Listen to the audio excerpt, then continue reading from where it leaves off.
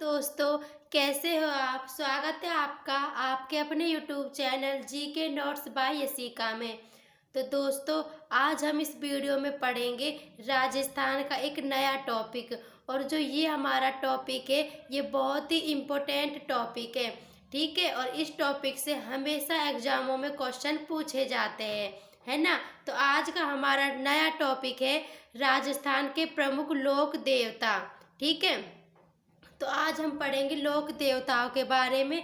तो दोस्तों, इससे पहले मैंने आप लोगों को राजस्थान के दुर्ग, छतरिया, बावड़िया ये सब कुछ करवा दिए हैं। तो अगर आपने मेरी पिछली वीडियोज नहीं देखी तो आप उनको जाकर देख लीजिएगा। और चैनल पर नए हो तो चैनल को सब्सक्राइब भी कर लीजिएगा। तो चलिए दोस्तों, अब हम हमारी वीडियो स्टार्ट करते हैं। तो देखिए, आज हम पढ़ेंगे प्रमुख लोक देवताओं के बारे में, है ना। तो पहले हम इनके बारे में कुछ बेसिक सी जो चीज़ें होती है ना, वो जान लेते हैं कि मतलब लोक देवता आखिर होते क्या है, और फिर पंचपीर क्या होते हैं और कितने पंचपीर है हमारे राजस्थान में, है ना। तो हम उनके बारे में जान लेते हैं। फिर उसके बाद हम जो राजस्थान के महत्वपूर्ण जो भी लोक देवता है उनके बारे में हम अध्ययन करेंगे। ठीक है, तो देखिए प्रमुख लोक देवता। तो पहला हम पढ़ेंगे कि पंचपीर। पंचपीर क्या होते हैं? तो वह लोक देवता जिनकी पूजा या आराधना हिंदू व मुस्लिम दोनों करते हैं, वह पंचपीर कहलाते हैं। यानी कि पंचपीर वो होते हैं जिस लोक देवता को हिंदू और मुस्लिम दोनों जाति के लोग उनकी पूजा करते हैं, उनको मानते हैं, तो उनको हम पंचपीर कहते हैं। और है ना, जिनकी केवल एक ही जाति के लोग जिनकी पूजा करते हैं उनको हम पंचपीर नहीं कहते, उनको केवल हम लोक देवता ही कहते हैं। ठीक है, तो अब देखिए, अब हमारे राजस्थान में 5 पंचपीर है ना। हमारे राजस्थान में 5 पंचपीर है और ये पांचों बहुत इम्पोर्टेंट है। तो वो कौन कौन से है? तो वो है रामदेव जी। तो रामदेव जी, हड़बू जी, बापू जी, गोगा जी और मांगलिया मेहा जी। तो जो ये 5 लोक देवता है, ये बहुत बहुत इम्पोर्टेंट है और ये हमारे राजस्थान के पंचपीर कहलाते हैं। ठीक है, ये 5 हमारे पंचपीर हैं, है ना। अब देखिए, अब इन पांचों के बारे में एक कहावत भी है। अगर आप इस कहावत को याद रख लोगे तो भी आपके याद आ जाएगा कि राजस्थान में कौन कौन से 5 पंचपीर हैं। ठीक है, तो देखिए, बाबू हड़बू रामदेव मांगलिया मेहा पांचू पीर पधारियो गोगाजी जेहा। यानी कि अब जो ये कहावत है, इसमें इन 5 लोक देवताओं का नाम हम देख सकते हैं। तो इसमें बाबूजी, हड़बूजी, रामदेव जी और मांगलिया मेहा जी और एक गोगा जी। तो इनमें 5 लोक देवताओं के नाम है। ठीक है, तो आप इस कहावत को याद रख लीजिएगा, है ना। तो देखिए, अब हमने जो बेसिक सी जो बातें थी कि मतलब पंचपीर क्या होते हैं और राजस्थान में कितने और कौन कौन से पंचपीर है, वो हमने देख लिए हैं। अब हम राजस्थान के जो पहले हमें जो ये पंचपीर है इनके बारे में हम अध्ययन करेंगे। इनके बारे में जो इम्पोर्टेंट बातें हैं जिससे क्वेश्चन हमेशा पूछे जाते हैं, उनके बारे में हम चर्चा करेंगे। फिर हम उसके बाद जो राजस्थान के जो और अन्य लोक देवता है उनके बारे में भी हम चर्चा करेंगे। तो चलिए, पहले हम आज अध्ययन करेंगे मांगलिया मेहा जी के बारे में, जो कि एक पंचपीर है। ठीक है, तो देखिए, मांगलिया मेहा जी, तो इनकी जो जन्म स्थली है, यानी कि इनका जन्म कहाँ पर हुआ है? तो इनका जन्म हुआ है बापनी गांव फलोदी में। तो देखिए, पहले जो ये बाफनी गांव था ये जोधपुर में था, लेकिन अब ये फलोदी में है, फलोदी जिले में। क्योंकि जो फलोदी है ये अब एक नया जिला बना है। ठीक है, तो अब जो बापनी गांव है वो फलोदी में है। देखिए, इनका जन्म हुआ था 13वीं शताब्दी में। ठीक है ना। तो इनकी जन्म स्थली है बापनी गांव और जन्म हुआ था 13वीं शताब्दी में। और इनके पिता का नाम था गोपाल राज। और ये किसके समकालीन थे? तो ये समकालीन थे राव चूंडा के। ठीक है, ऐसा क्वेश्चन पूछा जाता है कि मांगलिया मेहा जी किस शासक के समकालीन थे? तो ये थे राव चूड़ा के समकालीन। ठीक है, घोड़े का नाम किरण काबरा। ठीक है, घोड़े का नाम है किरण काबरा। और जो इनका मंदिर है वो भी बाबनी गांव में भरता है, फलोदी में। ठीक है, तो यानी कि जो मांगल्य मेहा जी है इनका जन्म भी बाबनी गांव में हुआ है और इनका मंदिर भी बाबनी गांव में है। तो ये तो आपके याद रह जाएंगे। ठीक है, अब देखिए अब इनका मेला कब भरता है। तो इसका जो मेला भरता है वो भाद्रपद कृष्ण अष्टमी को भरता है ना। तो भाद्रपद कृष्ण अष्टमी को मांगल्य मेहा जी का मेला भरता है और भाद्रपद कृष्ण नवमी को किसका मेला भरता है, गोगा जी का, जिसे हम गोगा नवमी कहते हैं। ठीक है, तो ये तो आपको पता ही होगा, है ना। तो बस आप इस तरह याद रख लीजिएगा कि कृष्ण जन्माष्टमी के दिन तो मांगल्य मेहा जी का मेला भरता है और उनके अगले दिन गोगा जी का मेला भरता है। अब देखिए जैसलमेर के राघव देव भाटी से गायों की रक्षा करते हुए युद्ध में वीर गति को प्राप्त हुए। कौन प्राप्त हुए, मांगल्य मेहा जी प्राप्त हुए। यानी कि मांगल्य मेहा जी ने किससे युद्ध किया था, तो इन्होंने युद्ध किया था जैसलमेर के राघव देव भाटी से युद्ध किया था। ठीक है, अब देखिए इनके भोपों में वंश वृद्धि यानी बच्चे नहीं होते हैं, बल्कि ये बच्चे गोद लेकर वंश चलाते हैं। यानी कि जो मांगल्य मेहा जी है इनके जो भोपे हैं वो अपना वंश वृद्धि नहीं करते हैं, बल्कि वो बच्चों को गोद लेते हैं।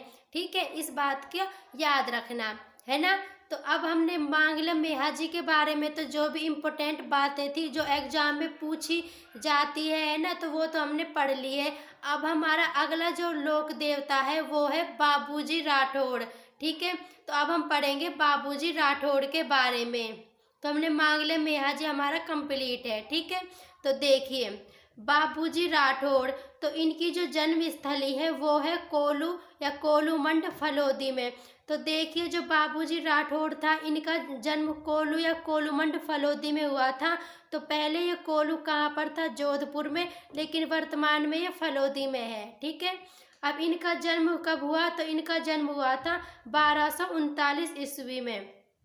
ठीक है, याद रखिएगा इनका जन्म हुआ 1239 ईस्वी में, है ना। अब देखिए इनके पिता का नाम था धांधल जी राठौड़, है ना। तो अब देखिए इनके नाम के पीछे राठौड़ लग रहा है, धांधल जी राठौड़, पापू जी राठौड़। इसका मतलब इनका वंश जो था वो भी राठौड़ वंश ही था। और इनकी माता का नाम था कमला दे, है ना, कमला दे इनकी माता का नाम था। तो इनकी माता पिता और इनकी पत्नी का नाम है ना, तो इनको याद रखिएगा। ठीक है, और इनकी पत्नी का नाम था फूलम दे या सुपियार दे। ठीक है, और जो इनकी पत्नी थी ये अमरकोट के राजा सूरजमल सोढ़ा की पुत्री थी। यानी कि जो बाबूजी जो राठौड़ थे इनकी जो पत्नी थी वो कौन किसकी थी, तो सूरजमल सोढ़ा की पुत्री थी। ठीक है, अब देखिए अब इनके गुरु का नाम था समरथ भारती, है ना। तो इस बात को याद रखिएगा, ये वेरी वेरी इंपॉर्टेंट है कि पापू जी के गुरु का नाम क्या था, तो क्या था, समरथ भारती था। ठीक है, अब देखिए तो ये अवतार थे लक्ष्मण जी के, है ना, लक्ष्मण जी के ये अवतार थे। और फेरे, इस बात को भी याद रखिएगा कि जो बाबूजी है इनके जो अनुयायी होते हैं, यानी कि जो लोग बाबूजी को मानते हैं, वो अपने जब वो विवाह करते हैं तो केवल वो 3.5 फेरे ही लेते हैं। जैसे कि जब हमारे यहाँ पर कभी शादी होती है तो हमारे हमेशा 7 फेरे लिए जाते हैं, है ना। ये तो आपको पता ही है कि 7 फेरे ही होते हैं शादियों में। लेकिन जो लोग बाबूजी के अनुयायी है वो लोग जब शादी करते हैं तो वो 3.5 फेरे ही लेते हैं। ठीक है, 3.5 फेरे ही लेते हैं। तो ये इनके बारे में एक महत्वपूर्ण बात है ना। अब देखिए इनके उपनाम या इनके अन्य नाम, यानी कि बाबूजी जो है इनको और किस किस नामों से जानते हैं। तो बाबूजी को ऊँटों के देवता कहते हैं, इनको प्लेग रक्षक देवता कहते हैं और इनको गौ रक्षक देवता कहते हैं। यानी कि इनको ऊँटों के देवता, प्लेग रक्षक और गौ रक्षक देवता के रूप में जानते हैं। ठीक है, अब देखिए आगे, अब है इनके सहयोगी। तो बाबूजी के जो सहयोगी है वो चांदा, डेमा को डामा भी आ जाता है कभी कभी। तो चांदा, डेमा और हरमल, तो ये तीनों इनके वो थे, सहयोगी। यानी कि इन जो मतलब जब युद्ध हुआ था तो इन तीनों ने भी इनका साथ दिया था। ठीक है, अब देखिए ये भी एक इम्पोर्टेंट बात है कि बाबूजी की जो घोड़ी है उसका नाम केसर कालवी था और यह घोड़ी देवल चारनी नामक महिला की है। ठीक है, यानी कि जो देवल चारनी नामक महिला थी उन्होंने बाबूजी को अपनी केसर कालवी नामक घोड़ी दी थी, है ना।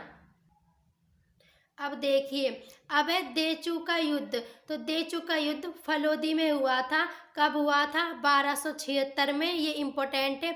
तो फलोदी में हुआ था यह युद्ध। बापूजी व इनके बहनोई जिंदराव खिलजी के बीच हुआ था, है ना। यानी कि जो जिंदराव खिलजी था वो बाबूजी के जो उनकी बहन थी उनके पति थे, तो उनके बीच में ये देचू का युद्ध हुआ था फलोदी में, है ना। तो इसमें जिंदराव जायल का निवासी है और इस युद्ध में बाबूजी के साथ उनके बड़े भाई बूढ़ोजी थे।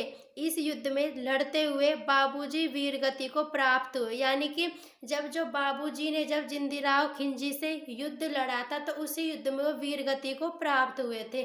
ठीक है, और वो युद्ध उन्होंने इसलिए लड़ा था क्योंकि जो जिंदराव खिलजी था वो देवल चारनी की गायों को ले गया था।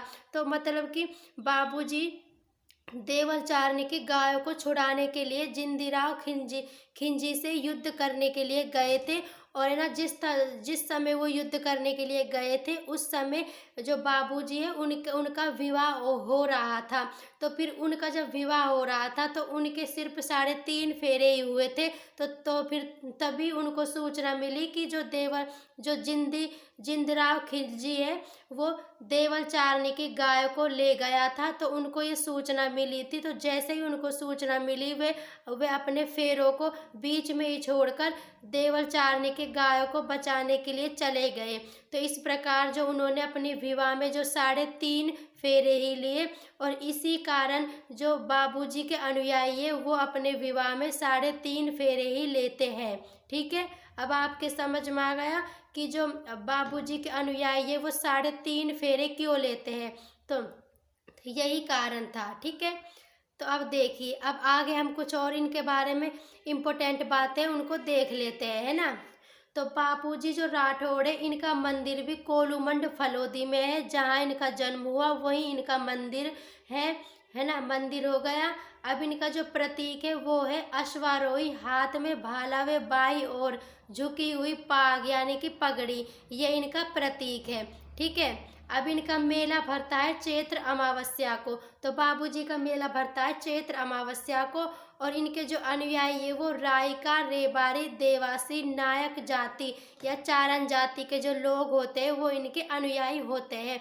और है ना, ये बात और है कि मतलब जो बाबूजी है ये राजस्थान में सर्वप्रथम ऊँट लाने वाले लोक देवता है। तो फिर जो ये रायका और जो रेबारी जाति है ये ऊँट को पालती है। ठीक है, तो इसीलिए ये इसकी अनुयायी है। ठीक है, अब देखिए, बाबूजी की याद में एक नृत्य किया जाता है, वो मतलब आराधना में एक नृत्य किया जाता है और वो नृत्य है थाली नृत्य। ठीक है ना। तो जो थाली नृत्य है वो बाबूजी से संबंधित है। अब यहाँ पर आप नोट लगा कर लिखिएगा कि ऊँट बीमार होने पर बाबूजी की पूजा करते हैं, है ना।